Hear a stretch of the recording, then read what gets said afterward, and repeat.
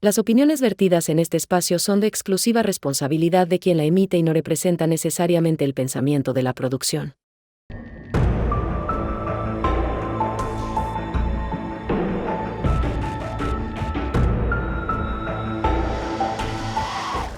Hola amigas y amigos, bienvenidos a tu programa Relatos Forenses. Estamos muy contentos porque gracias a toda tu participación y tu corazón, ya somos más de 800,000 almas en esta hermosa comunidad. Y con nosotros la maestra Vilma Naranjo en La Cara del Psicópata. Maestra, bienvenida. Pues yo muy bien, muchas gracias. ¿Cómo va todo? Veo que traes esta playera. Si yo no lo digo porque muchas Oliveiris van a reconocer. La usaste en tu presentación en el Marqueteatro cuando tocaste la batería. Sí, que usted nos hizo favor. Padre. Sí, muchas gracias, maestra. Es que a mí me gustan mucho las calaveras. No tanto porque sea forense, sino porque desde niño me gustaban mucho los cráneos. Desde niño, como desde los 4 años. Y amo el color negro, o sea, siempre me gusta. Pero no es porque sea forense, sino porque desde niño, de hecho mi mamá me regañaba, ¿por qué siempre quieres vestir de negro? Porque me gusta mucho el negro y las calaveras. Entonces, sí, mire, es cuando usted nos hizo el favor y el honor de estar ahí en el Marqueteatro. Compré esta playera especial para el Marqueteatro. Sí, está bien bonita. Sí, a mí me gusta mucho. Pero fíjate, vistes de negro, pero con todos los colores que estás poniendo, así que se ve muy bonito. Muchas gracias, maestra, a la orden. Pues entre que el frío y entre el calor, que no paran las lluvias, que somos unos cochinos, ¿no? Y por más que, ahí sí tengo que decirlo, que por más que el gobierno no haga las cosas como debe, si nosotros no apoyamos y dejamos de tirar tanta basura, pues nunca vamos a poder estar bien. Sí, no, está tremendo todo lo de los alcantarillados. Sí, entonces, pero pues mira, con un tema hoy que te lo voy a ser honesta, y yo siempre mezclo o menciono lo que significa para mí ser mamá, pero también voy a involucrar lo que son los papás, o sea, el padre de un bebé. Y yo escucho estas historias que pasan, pero aquí yo creo que interviene mucho la ética, la moral, los principios, los conocimientos. Y yo creo que, bueno, pues como siempre vas a ser el perfecto para explicarnos. Muchas gracias. Y este es el caso de Jessica Rose y Trevon Isaiah, que son los padres de un bebé que en el 2023, no voy a decir todavía la causa, pero muere justo en el nacimiento. ¿Y qué fue lo que pasó después? Ok, qué interesante, porque incluso podemos tocar varios temas muy importantes de la prevención, del cuidado que se tiene que llevar en el embarazo y sobre todo la diferencia entre, no podemos llamarle nacer muerto, porque nacer significa vivo, o sea, una vida. Entonces vamos a tomar un término, maestra, si usted me lo permite, que se llama óbito, pero al ratito lo platicamos. Ok, o sea, lo que estás diciendo es como el típico que decimos, es que amaneció muerto. Ándele, sí. O sea, no se puede amanecer si ya no tienes vida. Sí, exactamente. Sería igual que no se puede nacer cuando Sí, cuando ya está muerto el bebé. Cuando ya no hay vida. Exactamente, ya el bebé perdió signos vitales dentro de la pancita de la mamá y se arroja el producto de gestación, que así está definido, no es por denigrar ni nada, sino así está definido, producto de la gestación, y se arroja de cavidad uterina, se le llama óbito. Pero no se puede decir es que nació muerto, porque está mal el término. Nacer es que está con vida. Fíjate que ahorita que estás tocando ese punto, yo me acuerdo que cuando tenía, no sé, yo creo que iba en la preparatoria, teníamos una maestra que había luchado por mucho tiempo por tener un bebé. Y te estoy hablando mucho tiempo, creo que habían pasado 15 años y no había podido embarazarse, más bien tener un embarazo a término, porque creo que lograba embarazarse y pocos meses después perdía al bebé. Y este bebé, este último bebé, tendría ya como 7 meses, yo creo. O sea, ya era viable, ¿no? Para nacer. Y de pronto deja de ir a la escuela y cuando nos enteramos, obviamente esta mujer estaba en un duelo absoluto porque el bebé había fallecido dentro de su vientre. Y los médicos le proponían, o sea, después de que le propusieron que que tuviera un parto natural.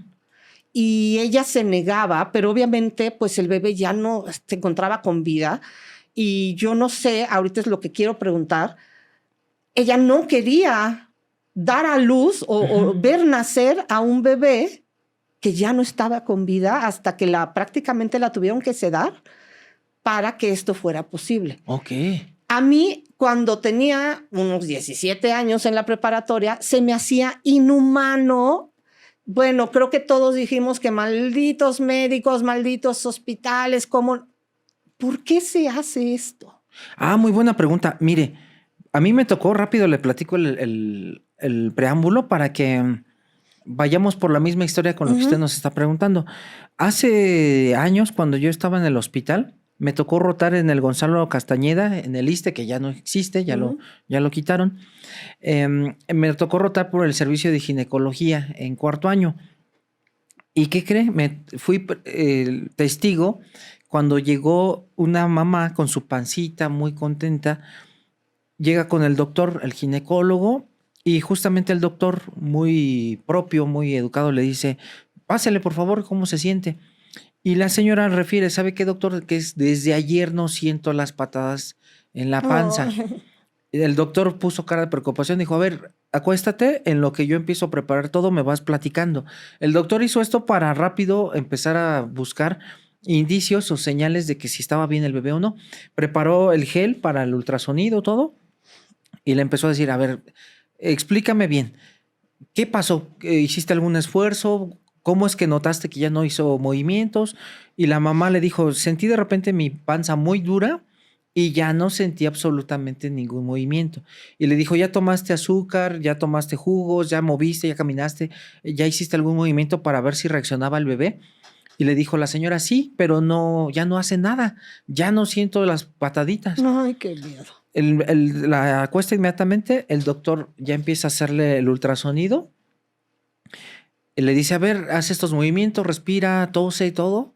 Le movía la pancita y todo. ¿Y qué cree? El bebé ya no reaccionaba. ¿Qué es lo que buscan? Buscan ¿Solo que el bebé, latido? El latido, y también el bebé se mueve. Haga de cuenta, a mí me sorprendió mucho porque de repente el bebé, el ginecólogo de repente mueve la pancita o presiona y de repente el bebé mueve las sí, claro, piernitas. y hasta empuja, como sí, de no o me sea, toques. se ve bien chistoso. Sí. A mí me sorprendió. Es una maravilla. Yo nunca había visto eso. A mí me sorprendió. Yo incluso cuando veía eso en bebés decía: ¡ay! Y el ginecólogo volteaba y se reía y decía: ¿qué nunca había? Y luego, pues no, nunca he visto, pues soy estudiante. No, es que te pregunto si solo se busca el latido, porque puede ser que el latido esté bajo, pero el bebé siga vivo. Sí, pero lo que voy aquí, maestra, es que agarra, lo estimula, no, qué feo. ya no se movió, ya no había latido, y le dice la mamá: ¿cómo está mi bebé? Y el doctor le dijo: mira, tienes que ser fuerte porque tu bebé ya no tiene latido cardíaco. Sí. Entonces le dijo a la mamá: no entendí lo que usted me dice. Dice: tu bebé ya murió, ya no tiene vida. Entonces pues la señora empezó a llorar terrible. Todos los que estábamos ahí, que éramos estudiantes, pues hasta nos agarramos las manos. ¿Estabas viendo ahí? Sí, porque éramos estudiantes. O sea, son hospitales. Es lo que platicamos la vez pasada. Son hospitales, escuela, y es muy necesario que estemos ahí para aprender. Claro. Es la única forma de aprender medicina. Claro. Entonces, todos los estudiantes, que éramos como 3, pues nos volteamos a ver de que, híjole, ¿y ahora qué va a pasar, no? La compañera también se puso muy nerviosa, casi quería llorar porque entendía un poco lo del dolor de la mamá. La programó y la mamá le dijo: bueno, ¿qué va a pasar? Y le dijo el doctor: te voy a programar para que arrojes a tu bebé. Ahora, contestando su pregunta, maestra, es muy necesario, primero que nada, decirle a la gente que es muy necesario que un bebé que ya murió en cavidad, tienen que expulsarlo porque es un cuerpo que con el agua empieza la maceración y este cuerpecito empieza a descomponerse, y es un factor de una infección muy fuerte, es terrible. Claro. Hay que sacarlo sí o sí. Y número 2, es mejor sacar por contracción uterina, es decir, por un trabajo de parto. Porque si usted hace una cesárea, en primer lugar, es un bebé que ya murió. Es que yo pensaría eso, duerme a la pobre mamá, que no se entere y no la hagas hacer un esfuerzo para nada. Es que o sea, para sacar un bebito que no va a tener. Es que, ¿sabe qué? Es más caro en el sentido de economía del cuerpo sacar un bebé por cesárea que ya murió por lo siguiente. Usted para hacer una cesárea tiene que meter anestesia. Tiene que ser más invasivo. Número 2, tiene que hacer usted una incisión más grande, cortar tejido sano, cortar útero que está sano para sacar un producto que ya no tiene vida. Es más caro para el cuerpo. Si usted programa una expulsión, mete medicamento para hacer las contracciones, el bebé ya está un poquito blando porque ya está macerado y la expulsión es más fácil. Y el resultado es más, a nivel corporal, es más barato para el cuerpo expulsar un bebé que ya está incluso muy blandito, a que usted tenga que hacer una incisión, mandar antibiótico, que aquí también hay que mandar antibiótico porque el bebé está fallecido, pero mandar antibiótico porque es una incisión, una cirugía, y si usted después quiere tener más bebés, las cesáreas tienen restricción en tener bebés. ¿Por qué? Porque al momento en que usted hace una incisión en el útero, ya debilitó la pared del útero. Viene otro embarazo. En el segundo embarazo el ginecólogo le dice, hasta ahí, porque ya tu útero ya tiene 2 incisiones. En un tercero, con más distensión y más estrés, puede que el útero se llegue a romper, por decirlo así. Pero a ver, Jorge. Sí. Estoy de acuerdo que a nivel médico, mira, tú todo lo que acabas de decir, lo estás diciendo a nivel médico, porque estás pensando en un cuerpo y le estás dando la posibilidad de poder concebir después, ¿no? Pero ¿y dónde entra a nivel emocional esto por lo que está pasando esta mujer? Ah, ok. Es que esta es muy buena la pregunta que usted hace, porque aquí estamos dividiendo precisamente la cuestión médica de la cuestión psicológica. Se lo voy a poner en otro paciente para que se quede más claro. Esto me toca a mí y me toca una necropsia de un señor que primero se le enterró la uña y empezó una necrosis, o sea, se le empezó a descomponer el dedo, por decirlo así, no técnico, y empezó una infección. Van con el médico y le dice, ¿sabe qué es que tiene el dedo ya negro? Hay que amputar el dedo, porque ya está el dedo, ya está literal sin circulación, hay que quitarlo. No, ¿cómo cree? No, es que yo no me quiero que me corten el dedo. Señor, necesitamos amputar el dedo porque si no va a subir la infección. ¿Sabe lo que pasó, maestra? El señor necio se da de alta, se va a su casa para buscar otras opciones, muy válido, pero el dedo ya estaba gangrenado. A la semana regresa con la pierna completamente ya comprometida de que la infección ya había subido hasta la rodilla. ¿Cómo crees? Los mismos médicos le dicen, ¿sabe qué, señor? Ahora hay que amputar de la mitad del muslo hacia abajo, porque ya la infección tomó toda la pierna. No, mi pierna, que no sé qué. El médico, el cirujano, empieza a dar en la nota médica los reportes de que se le indicaba que era necesaria la amputación y que no quería. Empieza a subir más la infección, hasta que después se tenía que desarticular la cadera con el muslo, porque desde un dedo empezó hasta la articulación del muslo. El señor no quería, finalmente cayó en choque séptico y murió. Aquí a lo que voy es lo siguiente. El señor psicológicamente no quería, por su religión, de que nada se le quitara de cuerpo, porque en su religión tenía que morir completo. Psicológicamente sí es muy válido entender este pensamiento, pero médicamente la salud es lo que importa. Entonces la salud en este sentido era amputar para salvar el resto del cuerpo.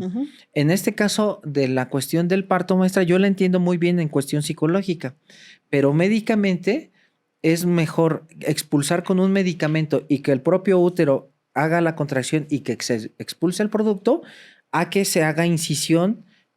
Es más caro para el cuerpo porque es una lesión que va a quedar ahí permanente. Y si después quiere embarazarse, va a tener complicaciones. O sea, por eso es que es la diferencia entre un psicológico y un médico. Estoy como el meme ese de perdón, pero no acepto. Sí. O sea, es muy válido. Yo no hubiera... Es que ni siquiera podría entender haber pasado por una cosa así, pero entonces nada más es pregunta para cerrar esto.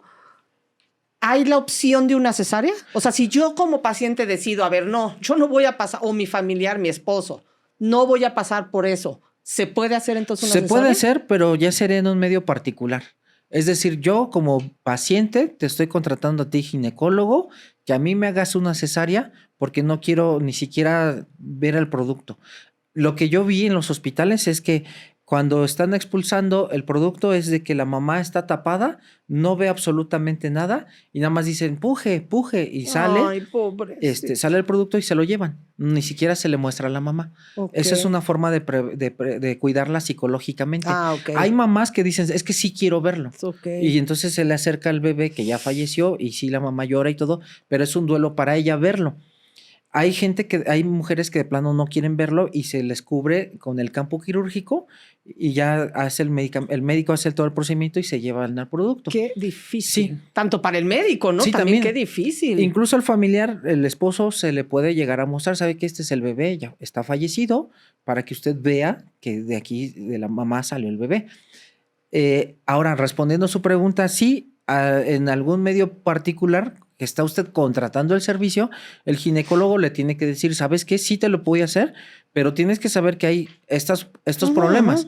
Si tú estás de acuerdo, que esto también es para que el médico se defienda, claro. ¿Sabes qué? Fírmame el consentimiento informado, que a pesar de que están todos estos riesgos y complicaciones, tú estás de acuerdo y sí te lo hago. Pero si es en una institución pública, el médico se puede negar. Ese es el método. Ese es el protocolo, sí. El protocolo, ok. El protocolo de la cuestión de una cesárea, ya que lo decida la paciente, sí se puede hacer, pero ya es de modo particular. Ok. Y aquí ya empezamos si ahorita yo ya tengo el corazón apachurrado, empieza con una joven que está con toda la ilusión de su bebé. Ella tiene 20 años y se le ha dicho que tiene un embarazo de alto riesgo. Debido primero a que tiene una diabetes tipo 2 y por lo mismo ha tenido que, sufrir. No está claro, y esto es mis preguntas, si la diabetes es por el embarazo, que hay diabetes gestacional, una diabetes 2, ya sea de antes del embarazo. Sí, ahí están las dos posibilidades. Por ejemplo, también hay hipertensión en el embarazo, hipertensión cuando la mamá por alguna situación genética o factores de riesgo en el embarazo puede tener hipertensión. Y uno de los tratamientos es justamente el parto. Por ejemplo, en la preeclampsia. Yo tuve eclampsia. Sí. Ahora sí, como dicen, me sacaron el bebé, se me quitó. Ándale, efectivamente. Ahora, la cuestión de la diabetes gestacional sí puede desarrollarse en el transcurso del embarazo y una vez que la mamá tiene al bebé, la glucosa puede regresar a la normalidad siempre y cuando aquí hay que estar cuidando mucho a la mamá por este antecedente tan grande que tuvo, de que en el embarazo tuvo el incremento de glucosa. Ahora, antes también, maestra, que puedan tener diabetes tipo 1, que anteriormente hace años se le conocía como diabetes juvenil. Entonces sí puede haber, o una mamá, por ejemplo, de 37 años, ya le consideramos un poquito añosa porque ya no es una edad muy favorable para tener un embarazo. Alguien va a decir, yo lo tuve a los 40 y me fue bien. Sí, qué bueno. Sí, pues exacto, qué bueno te fue, te sacaste la lotería. Sí, pero en muchos casos no es así. Claro.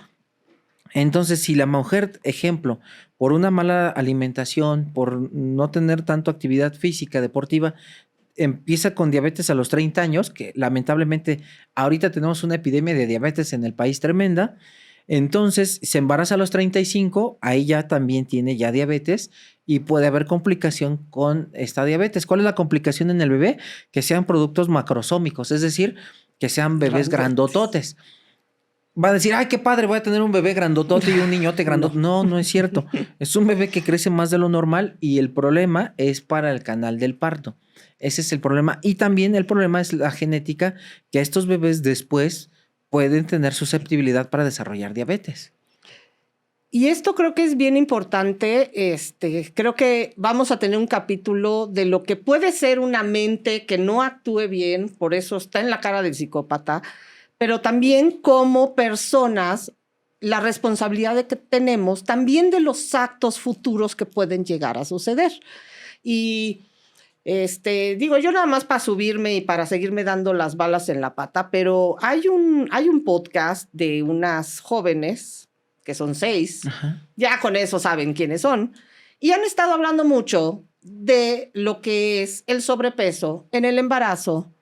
Y yo escuchando esto de verdad me asusta.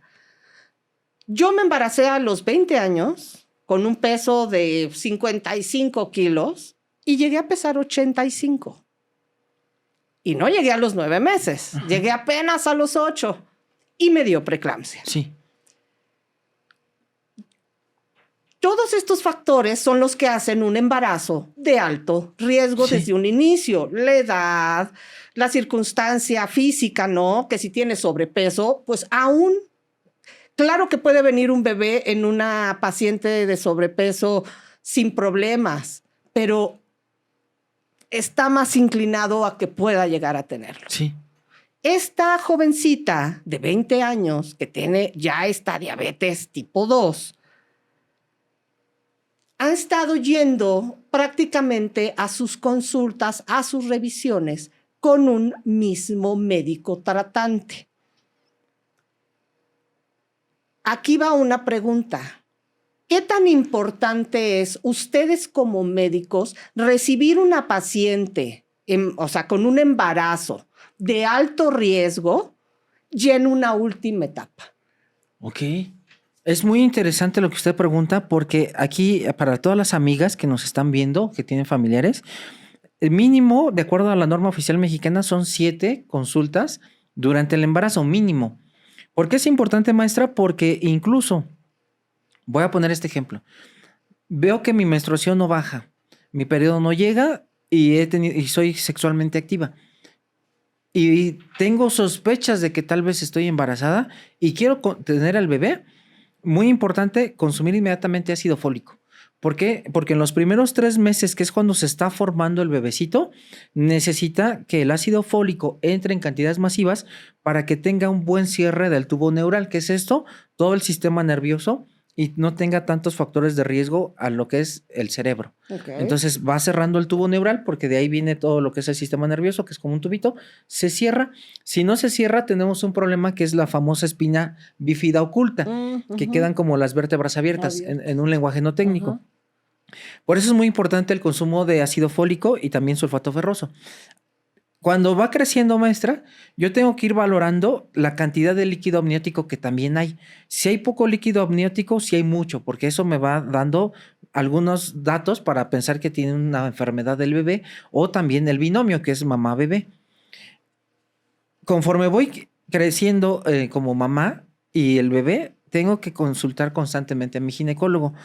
Porque también en el primer trimestre hay algo bien interesante que esto lo publicó el Instituto Nacional de Perinatología en un libro magnífico que se llama Terapia Intensiva y Embarazo. Casos, maestra, a mí me tocó uno, casos donde el bebé, vamos a poner, este es el páncreas, este es el bebé, abajito. Por eso es magnífico y darles todo el aplauso a las mamás porque se someten a un tremendo caos en todo el cuerpo. Entonces el bebé empieza a crecer y el páncreas, que está acostadito detrás del estómago, empieza a empujarlo el bebé. El conducto pancreático, que por gravedad tiene que mandar enzimas a diferentes partes del sistema digestivo, empieza a cambiar de posición. Y el cambio de posición, porque el bebé está creciendo y lo está empujando, ocasiona que muchas veces exista pancreatitis, que es la inflamación del páncreas. Esta es una enfermedad muy peligrosa. Entonces, la mujer puede empezar con náuseas, vómito y una sensación de malestar en el abdomen, que la mayoría afortunadamente pasa sin causar tanto problema. El bebé se empieza a acomodar lo que usted guste y el conducto pancreático puede volver a la normalidad y no hay problema. El problema, como yo le digo a los alumnos, es el 0.5% de población de embarazadas que llega a debutar con pancreatitis peligrosa en el embarazo y va al hospital. Me tocó un caso así, una mamá ya de 7 meses de gestación, empieza con náuseas, vómito, va al hospital, Hospital Ciudad de México, y los médicos que eran residentes, por eso siempre es importante, como lo decíamos en el video del doctor que lamentablemente perdió la vida, siempre es importante que estén los adscritos, para eso se les paga. Por eso el gobierno les paga a los adscritos. Lamentablemente el adscrito abusa de los residentes y los deja ahí. Hay hospitales que ni siquiera tienen adscritos en la noche, son los puros residentes. Por eso es importante un adscrito, porque el adscrito es el responsable y se supone que tiene todo el conocimiento y está arriba de los residentes en la estructura jerárquica. ¿Qué sucede aquí? Están los residentes, no conocen este tipo de complicaciones porque es el 0.5%, o sea, es mínimo, y de repente le dicen, posiblemente nunca lo vean en su nunca lo vida. habían visto. Ajá. A mí yo tuve, digo, con todo respeto lo voy a tocar. Sí, la suerte. Tuve la suerte de verlo como y aprendí. Claro. Digo, con todo respeto, por lo siguiente, porque es muy difícil de ver este caso, pero yo le digo a los alumnos, pero si te toca, tienes que saber qué hacer. Ahora, llega la mamá y los residentes le dicen, no, es que es normal, porque usted está embarazada. Lo que no es normal es que después del primer trimestre, o sea, ya en el cuarto mes en adelante, no es normal que existan náuseas y vómito tan agresivas como en el primero. Claro. Y le dice, no se preocupe, es normal, usted está embarazada, pero si se pone mal, regresa, ¿eh? Lo clásico, nuestra cita abierta a urgencias. Regresa la señora a su casa, se sigue sintiendo mal, la abuelita le prepara una agüita de arroz que para que asiente la pancita, lo que sea.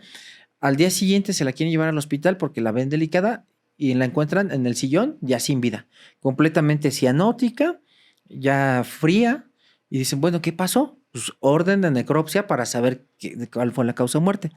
Se hace la autopsia, maestra, una bebé completamente viable, porque ya estamos hablando de más de 7 meses de gestación, y resulta que el páncreas estaba completamente hemorrágico. ¿Qué sucedió? Simplemente el hecho de que creció el bebé, empujó el conducto pancreático, se edematizó, se congestionó porque ya no podía drenar normal, sino ya empezó a cambiar de posición y entonces el drenaje fue más difícil para el conducto y le dio pancreatitis. La señora murió de pancreatitis. Usted dice, ¿se puede evitar? Sí se puede evitar. Si yo le hago un ultrasonido, le tomo enzimas pancreáticas, inmediatamente se puede detectar si es pancreatitis o no y la internan. Aquí el problema es que fue también caso legal porque el momento de que la enfermera le toma la muestra o le colocó el suero para darle butil-yosina y que no tuviera tanto dolor, en ese momento yo como estudiante agarro y le digo, ¿sabes qué? Y es lo que yo le digo a los estudiantes. En ese momento yo tengo duda porque no sé qué tiene. A ver, Lupita, exactamente, le vas a meter suero, dame una muestra. Y la llevo al laboratorio. O sea, no pasaba nada. Esta muerte se pudo prevenir. Entonces, ¿qué es a lo que voy con esto, maestra? Por eso es importante que siempre en un embarazo exista un seguimiento médico. ¿Cuál es el riesgo para un médico y un paciente que apenas van en su primera consulta? No se conoce nada. Claro. No se conoce si tiene hipertensión, si tiene diabetes, cómo está el bebé, si tiene algún problema neurológico, la cantidad de líquido amniótico. Ese es el gran problema de no tener atención médica en el embarazo. Creo que en estos 2 años, si algo creo que ha funcionado entre tú y yo, es que ya nos conocemos para dónde vamos cada uno. Y todo esto que te pregunté y todo esto que nos explicaste es justo para donde necesito que vaya esta historia. Esta joven llega ya con todo lo que hablamos, con todo este embarazo de alto riesgo que ya nos explicaste, llega con su médico tratante, empieza con las contracciones, por lo que acude a tener a su bebito. Y entonces empiezan estas contracciones, se nota que no hay una dilatación normal, y hablo así como doctor, porque pues yo ya pasé por eso, sí. ¿no? Yo sé que llegas y te están tomando la medida y ven si dilatas en cuánto tiempo, y tú estás con el dolor, y entonces está la entradera y salidera de que enfermeras que te están ayudando. Bueno, esta joven se da cuenta que ya han pasado 3 horas y sigue entrando los médicos, la enfermera diciendo, pues tienes 3 de dilatación, tienes 4, entendamos que pues lo que sabemos es que son 10 centímetros, ¿no? Y pues no pasa nada con no adelanta este embarazo, esta dilatación. Llama a su médico, que es una doctora, y le dice, esto no está avanzando, yo prefiero una cesárea. Sí, claro. Entonces, durante 3 horas siguientes, dicen que el bebé no desciende correctamente debido a una distocia de hombros. ¿Qué es la distocia de hombros? En un lenguaje no técnico, maestra, es una desproporción entre lo que es el tamaño de lo que es los hombros para que el bebé pueda entrar al canal vaginal. El bebé cuando nace, fíjense, nace de una manera muy particular. El bebé va rotando. Cuando va por el canal vaginal va rotando. No va como trompo, sino va rotando muy ligeramente. Cuando sale la cabecita del canal vaginal y por la vagina, el ginecólogo tiene que hacer una incisión en el periné, precisamente para que no se desgarre, y jalar ligeramente para que el bebé pueda seguir avanzando. Y literal, se ve muy bien cómo la cabecita va girando. Aquí mucho cuidado porque incluso bebés que tienen el cordón umbilical muy largo, y por eso es bien importante el ultrasonido en sus consultas de seguimiento, porque el ginecólogo tiene que saber si tiene el cordón umbilical muy largo o no. ¿Por qué? Porque si lo trae muy largo y el bebé sigue girando, el mismo cordón se atora, se enreda y puede estrangular al bebé. Puede causar una asfixia, un sufrimiento fetal. Por eso incluso de repente el ginecólogo agarra la cabecita del bebé. Esto se ve maravilloso. Se ve como, porque me tocó estar en varios partos. Digo, a mí nunca me gustó estar ahí hasta adelante, sino yo estaba ahí ayudando, porque siempre me dio miedo. Para mí es muy complicado esta situación de recibir un bebé. Entonces va girando el bebecito y el cordón umbilical, el ginecólogo incluso ayuda un poco a la cabecita, retira el cordón con una pericia, la destreza que tiene. A mí me daría miedo, o sea, lo detiene un poco la cabecita, retira el cordón y sigue jalando. El problema es cuando hay un mal cálculo en lo que es justamente el ancho de los hombros, por decirlo así, para no ser tan técnico, y lo que es el ángulo de la pelvis. ¿Por qué? Porque los médicos van haciendo un cálculo para ver si puede ser candidato a parto o puede ser candidato a cesárea. Entonces, ahí es el primer dato de alarma de que si ya tenía un antecedente de que había un problema en la desproporción de hombros con lo que es los ángulos de la pelvis, no tenía que ser sido por parto, sino por una cesárea. Y número 2, aquí bien importante, maestra, si no hay dilatación, hay un gran riesgo que se llama sufrimiento fetal, que eso ahorita lo vamos a tocar más adelante, pero el bebé puede entrar en sufrimiento fetal. ¿Qué sucede? Que en el sufrimiento fetal el bebé se empieza a ahogar. Un dato importante de sufrimiento fetal es que cuando el bebé empieza a salir, empieza a defecar por este sufrimiento fetal, sale lo que es el meconium, que es prácticamente la primera popó del bebé, y se mezcla con el líquido amniótico. Como empieza a sufrir el bebé empieza a jalar, tratar de respirar, pero lo hace adentro del líquido amniótico. Y ahí es donde tenemos meconium en los pulmones. O sea, popó en los pulmones. Exactamente, literal. ahorita le platico un caso así. Pero eso es bien importante, que si ya calculamos, bueno, el ginecólogo ya calculó, el ginecobstetra ya calculó que no es adecuado por parto, vaya directo a la cesárea. ¿Para qué se meten problemas? Esta joven, que apenas, repito, tiene 20 años, está pidiendo a su médico, en quien confía, que saquen a su bebé ya por una cesárea. Una, porque está sufriendo ella, y porque pues el bebé pues no va a haber manera de que salga, no solo porque no dilata, ¿no? Sino por lo que nos acabas de explicar de los hombros. O sea, no va a pasar. Sí. Anteriormente, maestra, perdón por interrumpirla, se usaban mucho los forceps, que son, para que la gente, si no lo ha conocido, como una especie de paletas que se colocan en la cabecita del bebé. Sí, y jalan, traccionan al bebé. El gran problema de los forceps, aparte de que pueden causar una luxación del hombro por la tracción tan fuerte y que también van a lastimar a la mamá, es que los forceps se atoran justamente en esta parte de la mandíbula. Al traccionar muy fuerte, lo que hacen a veces es lastimar el nervio facial y el niño puede quedar con una parálisis facial de por vida porque lesionaron el nervio facial al momento de traccionar tan fuerte. Yo tenía un amigo en la escuela que tenía aquí como sumido y había sido por los forceps. Sí. Y le habían fracturado el cráneo, literal. Sí, por eso es muy importante, ya si no se puede por cesárea, por parto, pues vámonos por cesárea, o sea. Aquí no era cuestión ni de religión, ni de costumbres, ni cuestiones legales. Simplemente era un médico que decidió que la cesárea no era opción. Entonces esta doctora dice que lo que va a hacer es que va a intentar un parto vaginal utilizando estos métodos, que van a incluir la tracción del bebé,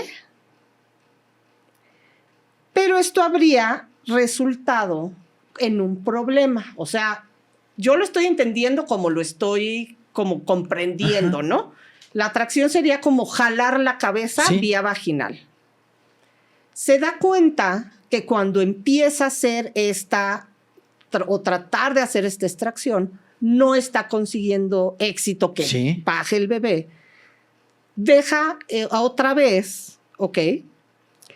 Dicen que la cesárea, ya de una forma de urgencia, se lleva a cabo a las 23:49, por lo que ella ya llevaba 6 horas ya en el hospital con contracciones, ya con sufrimiento. Sí, fetal, sí. No había dilatación, ya sabíamos lo del hombro, tiene diabetes 2, o sea, sabemos todos estos puntos, pero no se había hecho nada.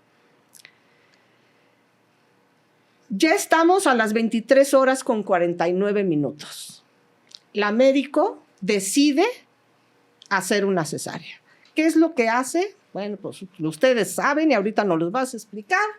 Se hace la incisión, se va a sacar al bebé, logran sacar al bebé y entonces el padre está ahí, está muy nervioso, ya han sido demasiadas horas, ella también está cansada.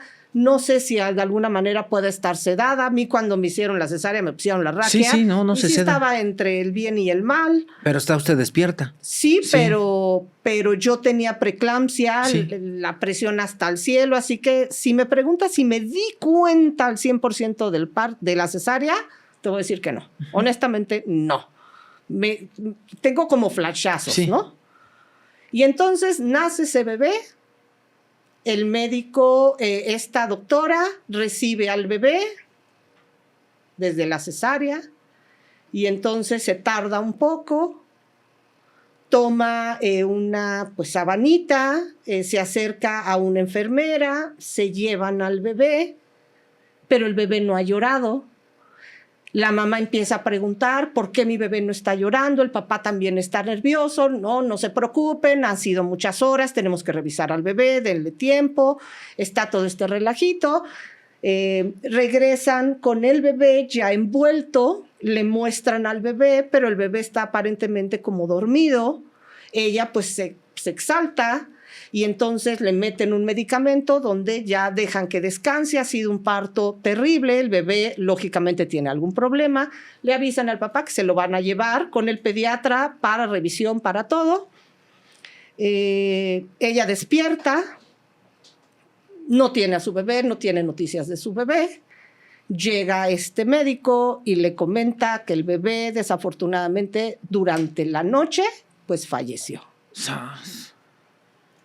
Aquí les voy a dejar la historia para que nos platiques cuando empieza este sufrimiento fetal, por qué sucede y qué es lo que se tiene que hacer. ¿Se puede empezar un parto vaginal y cambiarlo de pronto a una cesárea? Esa es muy buena, maestra. Sí se puede en una situación de urgencia, pero aquí hay algo bien importante que la gente tiene que saber.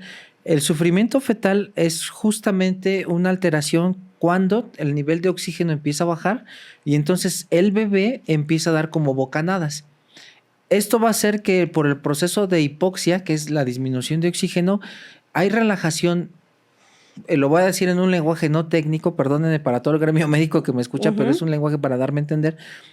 El bebé, por decirlo así, queda como ponchadito, es decir, ya no está activo, sino se relaja por el proceso de que disminuyó la cantidad de oxígeno. ¿Y qué es lo que sucede? Se relajan los esfínteres. Al momento en que se relaja el esfínter va a salir meconio, que es la primera popó del bebé, y el bebé, por una cuestión de supervivencia, va a hacer movimientos como de bocanadas adentro de una cavidad que está con líquido. Y este líquido, como el bebé obviamente no sabe nada porque es un bebé, no tiene contexto de nada, pues por instinto hace este movimiento de jalar el aire cuando hay líquido y este líquido, maestra, se va directamente a los pulmones. Le voy a platicar este caso rápido para darme a entender mejor. ¿Qué sucedió? Un maestro muy querido de repente tuvo a su bebé, igual lo lleva a un hospital, el hospital le dice, no, pues espérese ahí a que dilate, lo clásico como platicamos cuando pasó el capítulo, el doctor. ¿Qué sucede? Ay, déjela, hay que dilate, empieza con sufrimiento fetal. Nace el bebé, unas pocas horas se lo llevan a unidad de cuidados intensivos y después de unas horas fallece. Como el maestro fue y demanda al hospital, pues necropsia. En la necropsia, cuando se encuentran los pulmones, se mandan a patología y el patólogo reporta meconio en los alvéolos, que son las estructuras más pequeñitas de todo el pulmón, y es donde se hace el intercambio de oxígeno. Okay. Entonces reportan meconio y eso significa a nivel patológico que este niño tuvo sufrimiento fetal. Uno que otro artículo menciona que muchas veces en alguna situación no significa que sea sufrimiento fetal, sino por una situación de reflejo puede haber salida de meconio y puede haber una respiración. Algunos artículos así lo mencionan, pero la mayoría de los libros comenta que es sufrimiento fetal y por eso hay relajación del esfínter, salida de meconio y el bebé aspira este meconio. ¿Qué sucede aquí, maestra? Se puede documentar con base al expediente clínico que fue una negligencia médica porque en primer lugar, yo como defensor diría, ¿por qué se retrasó tanto la atención del parto? No es que no dilataba, ¿por qué no hizo usted cesárea? Pues, ¿cuánto tenía de latido cardíaco el bebé? ¿No? ¿Estaba más de lo normal? ¿Sabía que podía haber sufrimiento fetal? Sí, ¿por qué no se hizo cesárea? O sea, todo me voy directamente al por qué no se hizo y por qué se dejó hasta lo último de manera como una situación ya de extrema urgencia. Ahora, ¿qué sucede aquí, maestra? Sí puede haber cesárea de urgencia, pero no es lo mismo como una cesárea programada. Para explicar esto, la cesárea, en la mayoría de los casos, es una incisión que va por arriba del vello púbico y justamente es una incisión pequeñita. El ginecólogo hace lo más pequeñita posible, solamente teniendo la capacidad para que se metan los separadores, jalen el tejido y por ahí salga el bebé, traccionándolo también, haciendo un movimiento con mucho cuidado.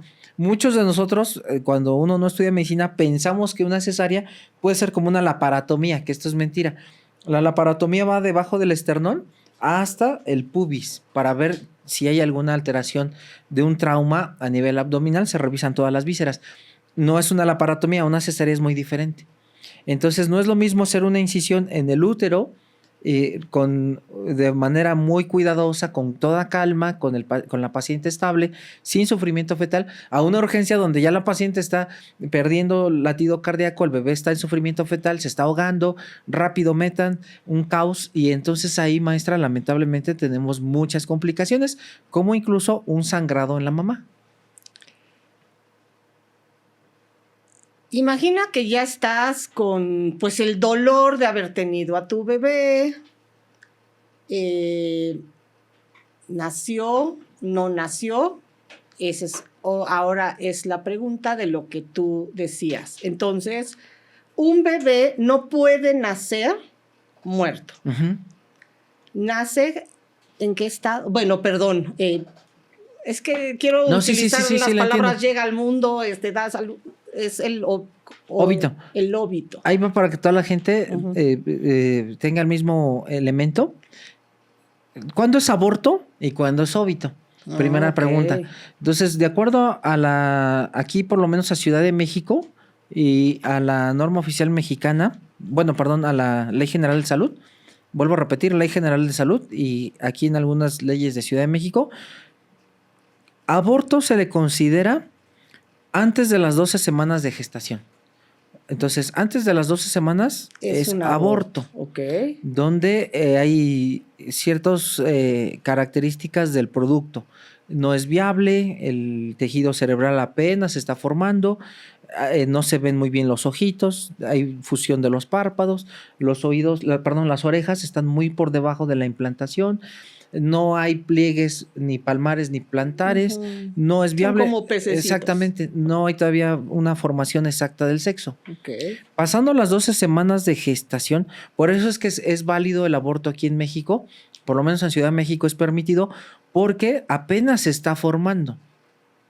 Pasando de las 12 semanas de gestación, ya se le empieza a considerar óbito o muerte fetal. Algunos, voy a decirlo aquí a base de una definición de la Organización Mundial de la Salud. Algunos mencionan, algunos autores, que puede ser considerado desde las 8 semanas de concepción. Sin embargo, la mayoría de los autores no. Dice, antes de las 12 semanas es aborto. Después de las 12 semanas se le puede estar considerando ya como óbito. Ahora, aquí me gusta esta definición que yo se la voy a leer así textual, entre comillas.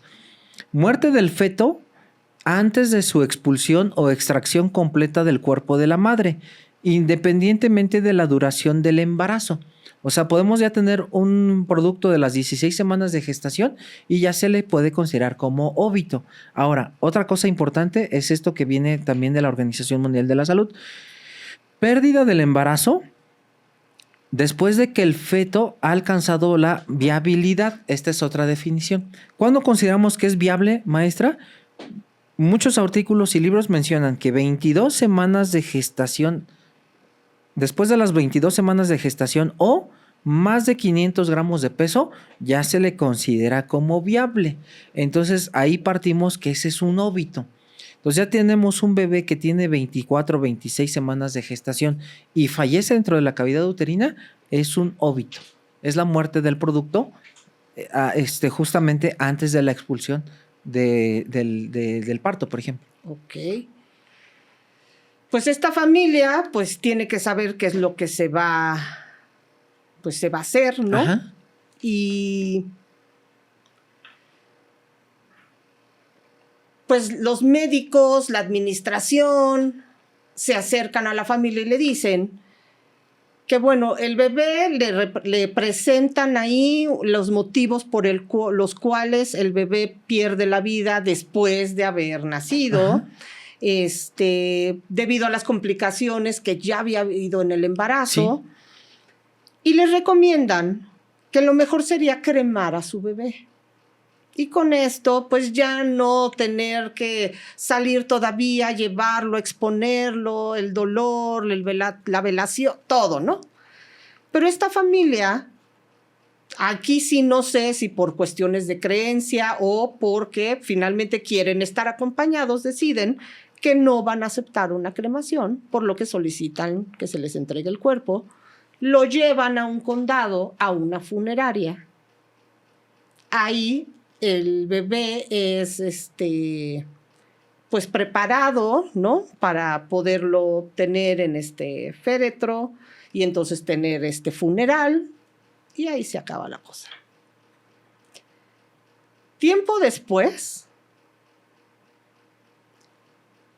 un médico, que esto sí quiero saber si es que es médico o es un técnico fúnebre o no sé cómo se llama, sí, embalsamador, o por qué habría un médico en una funeraria. Okay. Tiene sus redes sociales. Uh-huh.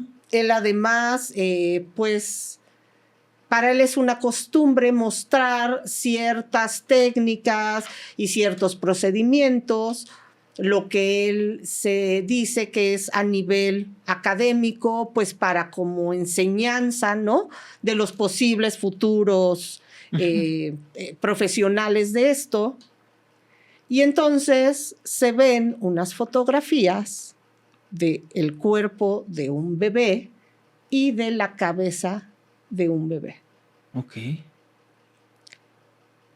Cuando la familia reconoce en estas fotografías a su bebé, su primera pregunta es, ¿por qué mi bebé tiene la cabeza fuera del cuerpo? Sí. Empiezan a investigar. A lo que se ha llegado a la conclusión es que en el momento que la doctora estaba tratando de sacar al bebé vía vaginal, decapita al bebé. Y entonces en ese momento se da cuenta que el bebé ya no va a salir completo. O sea, está horrible lo que estoy diciendo y hasta ya estoy con las... Entonces decide hacer una cesárea, por lo que extrae el cuerpo del bebé vía cesárea y su cabecita vía vaginal. ¿Qué es lo que hace esta doctora junto con los que estaban en este quirófano? Se dan cuenta todos del horror que está sucediendo, toman ambas partes del cuerpecito, lo ponen en esta cobija, ¿cómo lo presentan? Ajá. Ahorita tú nos tendrás que decir qué demonios hicieron. Se lo presentan a la mamá y al papá, y entonces se llevan el cuerpo, y esta es la razón por la que lo querían cremar. Los padres ya no ven a este bebito después, posiblemente tengan alguna identificación viendo pues nada más la cabeza, sí, nada más los piecitos, no lo sé. Y entonces se lo llevan a la funeraria y este técnico o médico de la funeraria presenta las fotografías como diciendo hicimos este procedimiento. Sí. Pero entonces ahora los médicos ya se ganó la primer demanda que ganaron $2.5 millones a la agencia funeraria por haber exhibido estas imágenes.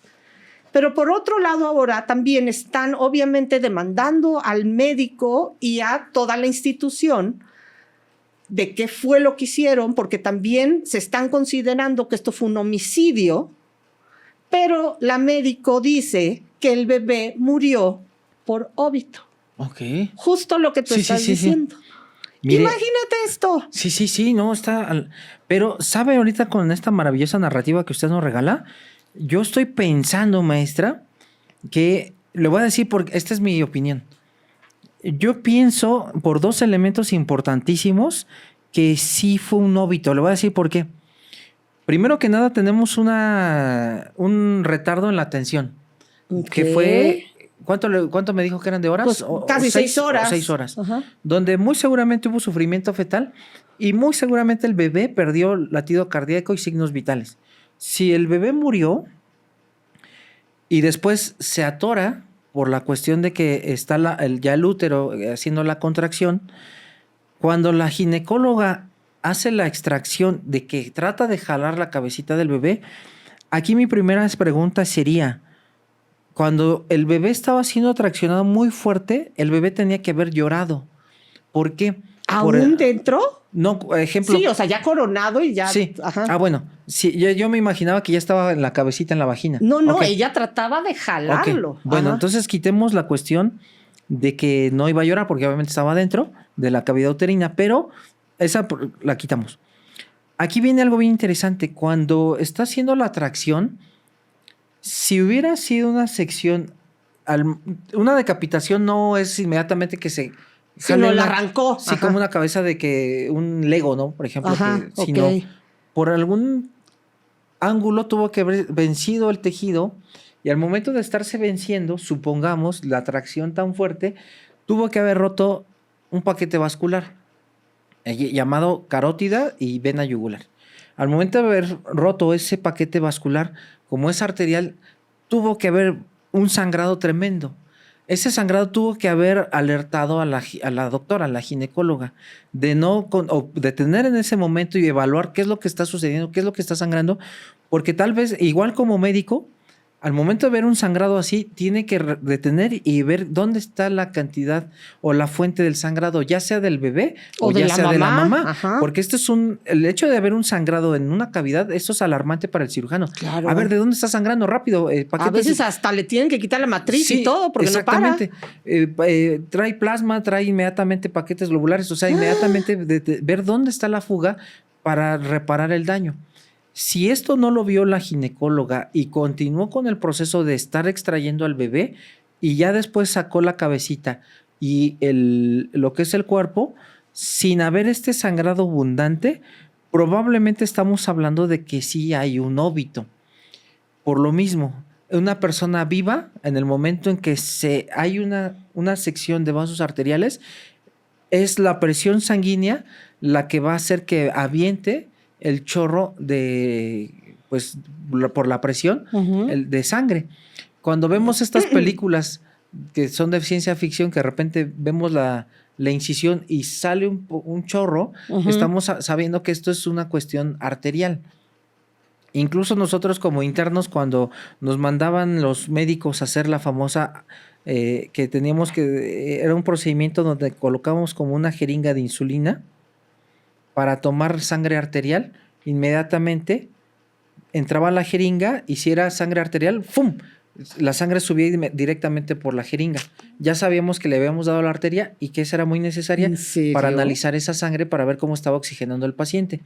Si no, y le dábamos a la vena, subía muy lentamente y era más oscura. Entonces decíamos entre compañeros, no, ya le diste a la vena, esa no te va a servir porque necesitamos de la arteria. Entonces cuando hay una sección de arteria maestra sale con mucha presión, la presión del latido cardíaco. Por eso pienso que es un óbito, no tanto que había ya tenido vida el bebé. Como dicen mis amigos los gringos, potato. O sea, de todos modos le arrancaron la cabeza. No, sí, claro. No, y de todos modos lo dejaron sufrir. Y aquí sabe que era lo... Sí, claro, era un sufrimiento fetal. Aquí lo que se pudo haber hecho para saber si esta fue una decapitación antemortem o postmortem era una autopsia, precisamente. Exacto. No se hizo porque de manera muy estratégica, muy inteligente. Muy maquiavélica. Sí, muy maquiavélica, pero también inteligente de parte de los que hicieron el delito, fue tratar de cremar el cuerpo. Porque al cremarlo, pues no hay evidencia. Aquí, ¿qué es lo que se tenía que haber hecho? Precisamente en la incisión o en el arrancamiento de la extremidad cefálica, el forense tenía que haber visto datos de hemorragia y de inflamación, el colapso de las arterias. Si está viendo que esto tiene una característica premortem, pues es completamente, estoy viendo que esto es, aparte, el análisis de los pulmones, entonces tengo dos elementos. Uno, sufrimiento fetal, que me lo da el patólogo forense con el microscopio, y número dos, la sección que fue premortem. Si yo veo que hay sufrimiento fetal a nivel macroscópico, a nivel microscópico, y esta fue sección postmortem, entonces el bebé lamentablemente murió, se hizo un óbito y la decapitación fue postmortem. Por eso era muy importante la autopsia. Yo, la verdad, tengo tantos sentimientos encontrados. Sí, claro. Porque, digo, ¿qué clase de monstruo, perdón, es que es lo único que encuentro, es capaz de presentar el cuerpo a una mamá que acaba de tener a su bebito, que no lo está escuchando, que se siente mal, pero tener esta frialdad para acomodar un cuerpo, presentarlo como que está bien? Algo lo tuvieron que haber, yo no sé si con un gancho o algo para que no se le cayera la... Es que es horrible todo lo que estamos imaginando. Sí, claro. Pero por otro lado, Jorge, dime, ¿cómo es posible que llegue este cuerpecito a una funeraria y lleguen dos partes y no pregunten qué pasó? Sí, claro, mire. ¿Por qué no hubo una autopsia? Hay funerarias... Digo, en México y en muchos países se hace de que hay funerarias que tienen a sus médicos. ¿Por qué? Para emitir su certificado de función. Okay. Y esto es muy válido por lo siguiente. Ahorita el gran colapso que hemos visto en muchas morgues, en especial de aquí del área conurbada, a raíz de un caso, lo voy a comentar ahorita, de una joven que se vio que dos policías que se saltaron todos los protocolos de primer respondiente, iban cargando cuando era un feminicidio. La función del primer respondiente era preservar. Esa era la única función. Sí, proteger. Pero estos cuates no, dijeron, ¿sabes qué? Danos tanto, conocemos una funeraria, la funeraria tiene su médico y nos olvidamos de que hay problemas. A raíz de ahí, a veces, por eso tenemos el gobierno que tenemos. A lo que voy, yo soy apartidista, pero ¿a qué voy con esto, maestra? En vez de sentarse con gente experta, a ver, forenses, tenemos esta situación. A ver, tú, Vilma Naranjo, tú, Mar, tú, Pepe, ejemplo figurado, todos los forenses, ¿no? A ver, ¿qué podemos hacer para que no se pueda repetir esta situación? Exacto. Que no se vuelva a repetir de que los policías sean cómplices de un delito. Ok, mira, yo propongo esto y se toman las mejores decisiones. Pero aquí, alguien muy inteligente de la fiscalía, así como ya nos quitaron la descripción del criminalista, que nada más viene lo que dicen los testigos, los criminalistas son nuestros ojos como forenses a nosotros. Claro. Porque nosotros no vamos al lugar del hecho. Ya en ningún estado de la República, en la mayoría, vamos al lugar del hecho los forenses. Nos lo llevan al anfiteatro. Por lo que usted quiera. Cuestión laboral, horarios, lo que sea. Seguridad, muchas cosas. Lo lleva al crimen. Pero aquí en Ciudad de México, alguien muy inteligente, pero con una capacidad listo, cerebral, dijo, ya no metan la descripción del criminalista. Entonces, nosotros como forenses, pues decimos, yo perdieron sus ojos. Perdemos los ojos del lugar donde está el hallazgo. A veces nos valemos con lo que dice el policía, a veces con lo que dice el familiar. Y ese es nuestro nuevo poder. Ya. Pero lo que voy con esto, maestra, es que los ojos que nos daba el criminalista no lo quitaron. Ok, vale. Ahora, otra de la fiscalía. Agarran y dicen, todo lo que fallezca en casa va para autopsia. Oye, pero están llegando abuelitas que tenían cáncer, que iban a morir. Que iban a morir en su casa por máximo beneficio. No. Autopsia. ¿Qué sucedió, maestra? Colapsan el servicio forense, porque en vez de tener, ejemplo, 4,500 autopsias al año, ahora son 8,000. Y si bien les va. Exactamente. Y entonces, a veces, a mí me toca, de repente llego y veo, oye, pero esta abuelita, que ya el familiar dices que ya tenía cáncer, ya estaba muy mal, ya tenía neumonía. Estábamos necesitando que falleciera para que descansara. No, pues ahora le autopsia. Claro. Y gastar en un servicio funerario más caro, ir con un MP, bueno. Todo. Gracias a esta persona tan inteligente que dijo todo se hace autopsia, se colapsó el servicio forense. Bueno, ahora, ¿qué es lo que sucede aquí, maestra? Número 1, hay médicos que sí están en funerarias y que son necesarios para estos casos donde ya era un abuelito que ya estaba con máximo beneficio. ¿Sabes qué? Sale, tengo el expediente, murió de neumonía, sale. No hay necesidad de que se haga una autopsia. Para eso son los médicos de las funerarias. Ahora, como usted bien lo dice, la parte maquiavélica. ¿Qué se necesitó para que entonces yo pudiera tomar la cabecita con el cuerpecito, suturar y mostrarlo? O sea, vea la mentalidad tan depredadora que hay. No, tan psicópata. Tan psicópata, sí. O sea, y luego en la funeraria sí o sí tiene que preguntar el encargado. A ver, estoy recibiendo el servicio, como ellos le llaman. Ok. ¿De qué consta el servicio? No porque sea chismoso, sino porque yo voy a proteger a mi personal. Si yo como funerario solapo que entre un delito y se oculte, yo también estoy siendo partícipe de ese delito. Claro. Porque estoy destruyendo evidencia. Por eso es bien importante un expediente. A ver, ¿de qué está llegando este cuerpo? Trae una neumonía o complicación de un cáncer metastásico de próstata. Ok, vale, pásale. Estoy viendo que llegó un bebé decapitado y la causa de muerte me dice insuficiencia respiratoria. Pues sí, porque debió haber dicho porque decía el informe del hospital que era por óbito. Sí. Pero llega sin cabeza. Exactamente. Entonces aquí... Ay, qué feo las cosas que estoy diciendo. No, y nada más de decir sin cabeza me da algo. Y afortunadamente aquí, con el caso que pasó, que nada más voy a decir el nombre por respeto, que se llamó el caso Montserrat, que fue el que por eso... y que afortunadamente se le abrió proceso a estos dos ineptos policías. Aquí, afortunadamente, el de la funeraria dijo, a ver, espérame, tiene golpes. Esto no es normal. Claro. Y dan aviso a la autoridad de que, ¿sabes qué? Hay un cuerpo de una femenina que tiene golpes. Esto no es nada normal. Aplausos al funerario porque protegió a todo su personal funerario.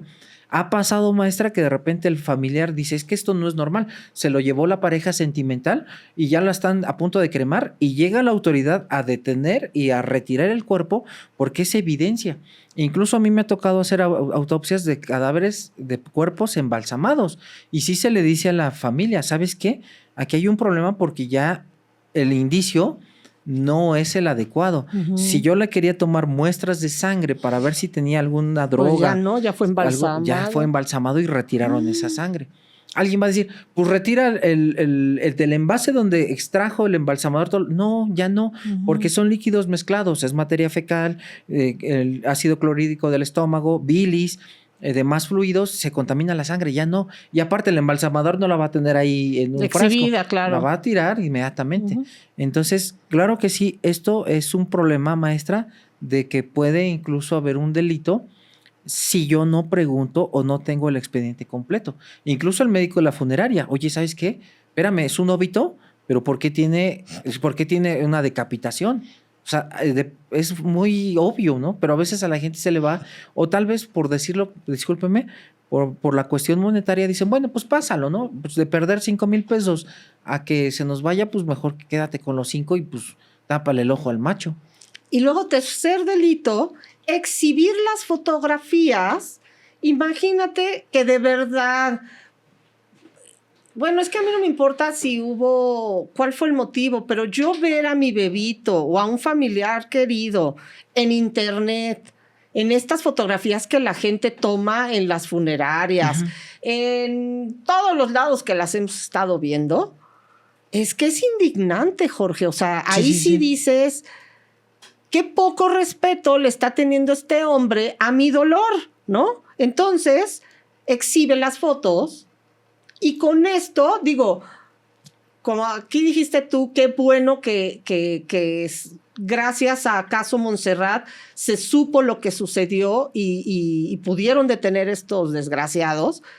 Pero en este caso el médico, su razonamiento era, yo me justifico diciendo que yo ya traigo tiempo, además diciendo, o sea, aceptando que lo ha estado haciendo, pero además hace mucho tiempo, mostrando las imágenes para que los demás los vean. Bueno, haz un curso y enséñaselo o da clases, pero no lo estés exhibiendo porque lo está viendo quien sí quiere ser, pero también algún enfermito que le guste ver esas imágenes. Mire, le acaba de usted de dar a clavo, maestra, porque yo he visto muchos funerarios o embalsamadores, no sé qué diablos sean, que de repente dicen, aquí en la guardia, no, qué y toman la fotografía del cadáver de la cintura para abajo.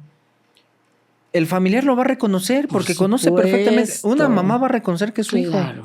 Y yo no entiendo por qué este afán de querer llamar la atención de los embalsamadores, de estarse tomando fotos con los cadáveres. No lo entiendo. Le toman a los pies y hoy no llegó y puede ser tu día. A ver, ilumina unos pies si quieres con crayolas y pon tu reflexión. No tienes que subir los pies del cadáver. Exacto. Porque incluso es denigrante. O sea, yo lo veo y digo, ¿qué necesidad hay de tomarle fotos a los muertos? O sea, mire, me da mucho coraje porque para enseñanza, ok, como usted bien lo dice, la medicina avanza con la enseñanza basada en evidencias. Pero es un grupo de médicos en un salón y miren, a ver, se ve aquí la decapitación. A las personas indicadas. A las personas indicadas. Pero no subirlo a las redes sociales. ¿Por qué? Porque la enseñanza de la medicina se basa en evidencia. Es lo que hablábamos hace ratito de los hospitales de escuela. ¿Usted cómo tiene la certeza que un médico aprendió bien cirugía? Pues entrando desde abajo, desde cómo se prepara el paciente, porque limpiándole. Lo vi meter las manos, exactamente, vi lo que hizo. Y va, claro. sube. Y le decimos en medicina, haz manitas. Eso se llama haz manitas. Entrena, hasta que ya domine la técnica. Usted no confiere en un médico que ha practicado únicamente en un robot, porque la arteria se ve azul y la arteria se ve roja y la vena azul y el nervio amarillo, eso no existe en la vida real. A mí me ha pasado que de repente haciendo alguna incisión especial para que se vea muy bien el indicio o la lesión, de repente no llego a visualizar bien la arteria y le doy a la arteria cuando tenía que disecar la vena. Pero esto es muy normal porque a veces no se ve muy bien. A veces incluso por algún proceso de alguna cuestión fibrótica de que tal vez tuvo una intervención del paciente, se llena tanta de cicatriz que a veces se pierden los vasos y uno dice, pues ¿cuál es, no? Por eso yo tengo mucho respeto a los cirujanos porque están en vivos. Imagínense yo con la persona fallecida llego a cometer el error de confundirlo. Claro. Pues los cirujanos están doble de estresados. Ahora, ¿qué pasa con esto, maestra? Efectivamente, como bien lo dice usted, hace poco sale un tipo nefasto, porque esto sí me molestó mucho, criticando una situación terrible de una institución. Y al siguiente día, con este doble situación moral de hipocresía, sale con una galleta de estas saladas, como con un camarón, y dice, aquí saliendo después de hacer una necropsia, y la misma mano con la que hice necropsia estoy comiendo. Entonces yo dije, qué estúpido. No es cierto. De que estás criticando a una institución por un error que cometieron, y al día siguiente estás haciendo una mofa de que tú hiciste una autopsia cuando ni siquiera eres un médico, eres un criminalista, nunca vas a hacer una autopsia, te lo digo a ti, perito, que estás haciendo estas tonterías de subir contenido. No es médico. Está haciendo, sale, aquí haciendo una autopsia con la misma mano que hice una estoy comiendo con la misma mano que hice una autopsia. A ver, espérame, tú no haces autopsias, la hace un médico forense. Número 2, criticas a una institución de renombre y tú estás subiendo contenido estúpido, o sea. Qué fuerte. Denigrante, o sea, comiendo y aquí con la misma mano, o sea, eso a mí me molestó mucho. Claro. Entonces, eso es a lo que voy. ¿A dónde llegamos con esta necesidad de estar subiendo fotografías de cadáveres? De lo que usted está diciendo. Y qué bueno que se le castigue, porque estas fotos no tienen que estar en las redes sociales. Estas fotos van directamente a gente que se dedica a esto, que están en el medio y que es para enseñanza, no para toda la comunidad, digamos en general, porque no son adecuadas. Entonces este es un caso donde, diría yo, jugó el diablo a favor, porque a partir de la estupidez de la funeraria se mostraron las fotos y esta familia finalmente va a tener justicia, ¿no? Por eso digo que el diablo finalmente bailó con ellos. Sí. Pero a la misma vez, esta institución pues está protegiendo, va a proteger sus intereses. Esta demanda les puede costar hasta la baja de la institución. O sea, es algo gravísimo. Por lo que ahora en el 2024, de hecho, por eso renace esta historia, porque en una evaluación que se hizo forense, lo denominan o lo determinan, tú me dirás cómo se diga exactamente en el informe, como un homicidio. Ok, sí, porque finalmente, sí, lamentablemente pienso que, como bien lo decimos hace ratito, si hubiera habido una autopsia, está excelente porque ahí sí se puede determinar si fue homicidio o no. Aquí rápido le comento esto, maestra. ¿Cómo nosotros como médicos sabemos que es un óbito, el médico forense? El médico clínico, obviamente cuando ya no hay latido fetal a través de un ultrasonido, se da cuenta que este bebé ya falleció. Inmediatamente pasa a ser un óbito. Pero, ejemplo, que encuentren a un bebé en un predio baldío, en una bolsa. Usted va a decir, bueno, ¿cómo se dan cuenta los forenses si estaba vivo o estaba ya muerto en cavidad y fue un óbito? Bueno, primero que nada, maestra, saber que el líquido amniótico es un líquido que va a ayudar a amortiguar todos los elementos de trauma a un bebé o todos los movimientos. El bebé está, siempre lo decía así un maestro, está muy a gusto en un jacuzzi con agua calientita y le llega su comidita por el cordón umbilical. Ahí anda el bebé, en el agüita. Ese es su jacuzzi del bebé. Ahora, si el líquido amniótico baja o empieza a incrementarse, ahí sabemos que es un problema. Hay que saber si es de la mamá o es del bebé. Número 2. O sea, si el líquido aumenta, es de la mamá. Hay que ver si es de la mamá o del bebé, porque el bebé puede estar comiendo o tragando líquido amniótico de una cantidad normal, pero puede haber que ya no lo expulse. ¿Pero quién regula la placenta? ¿La mamá? Es que son los dos, es un binomio. Eso es lo padrísimo, porque los dos interactúan. Sí, interactúan de manera magistral. O sea, el embarazo es una maravilla. Sí. Ahora, ya tenemos la cuestión del líquido amniótico. ¿Está elevado, está bajo? El médico tiene que decir, hay que ver si es mamá o es hijo. Bebé, Muchas veces en ginecología dicen, hay que ver si es el astronauta o es la nave. Así se le maneja. Qué bonito. Sí, así está muy padre. Ahora, número 2, ya encuentro al bebé. Está ahí muerto. Ok, lo tengo. Tengo que ver, maestra, primero que nada, si tiene maceración. Maceración es cuando el bebé está mucho tiempo en agua y entonces la piel empieza a tener alteraciones.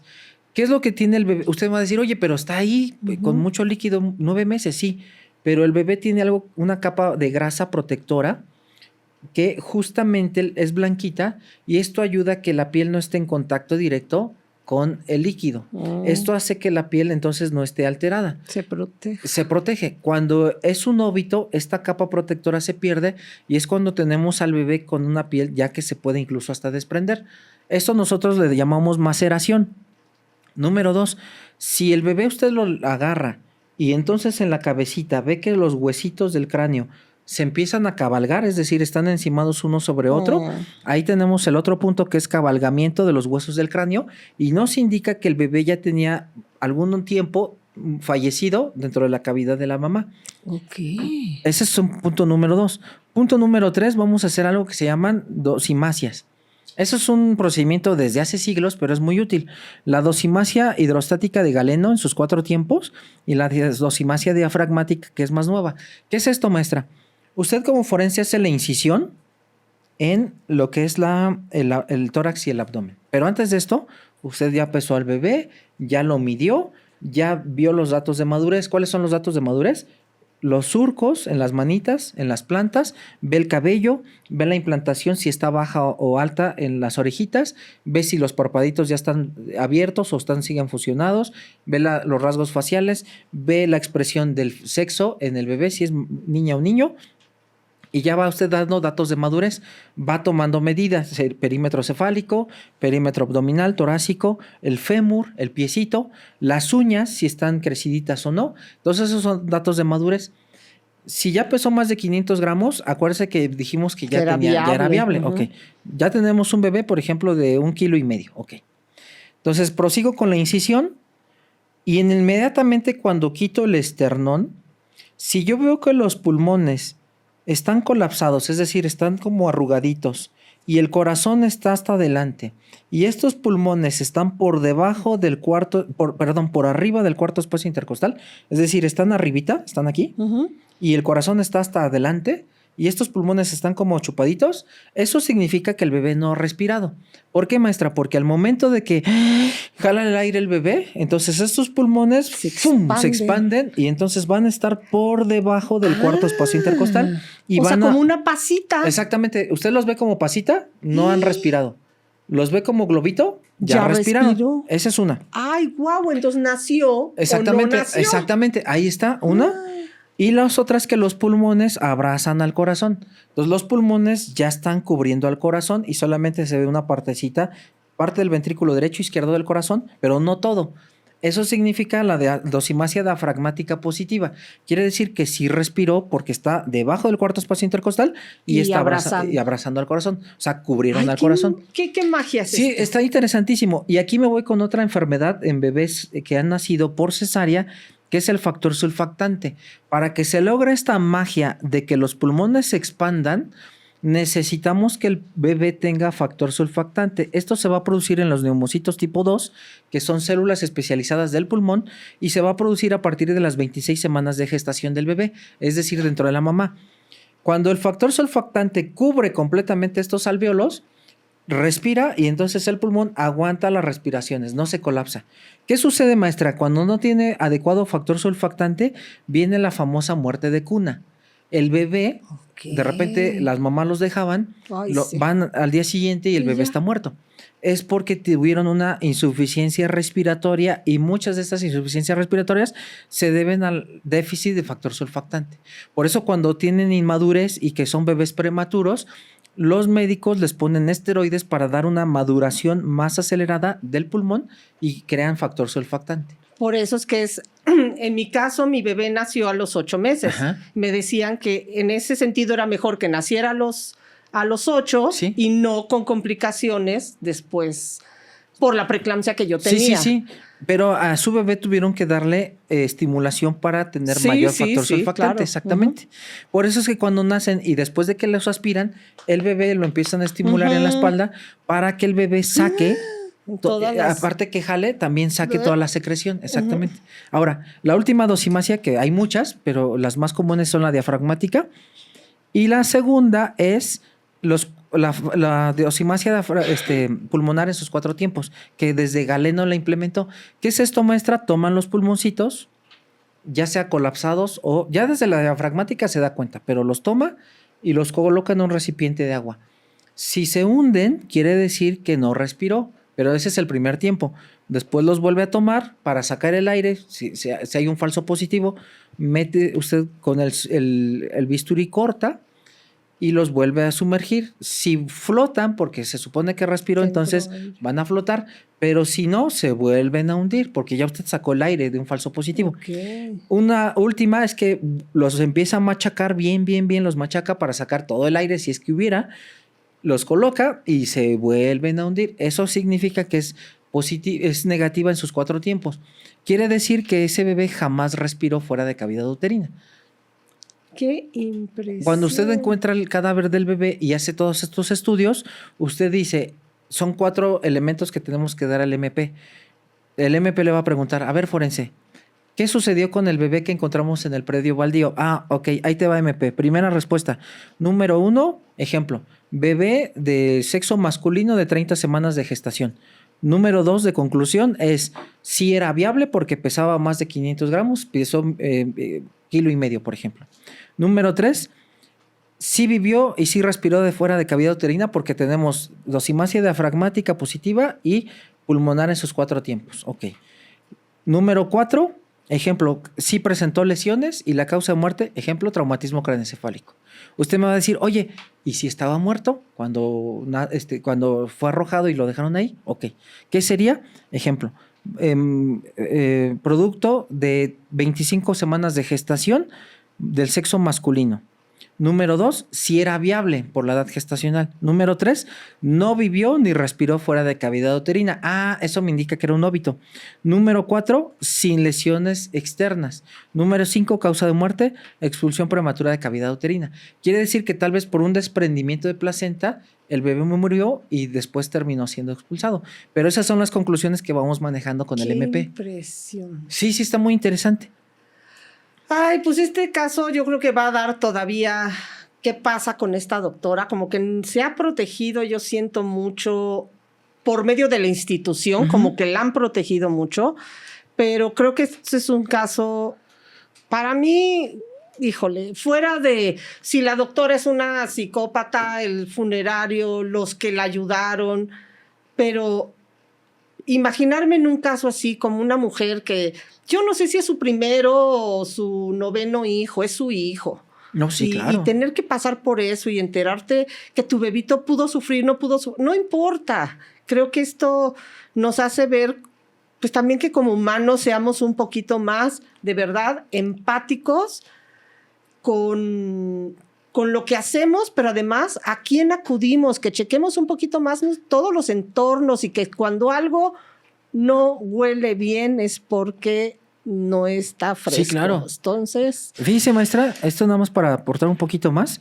Aquí el problema de la doctora que en su desesperación era más fácil defenderla argumentando que era un óbito y de ahí hacer una autopsia, porque hubiéramos podido agregar, ejemplo, voy a decir algo al aire, nada más sin basarme en un expediente, pero un factor de riesgo, la diabetes. O sea, yo como defensor de la doctora hubiera dicho, ¿sabes qué?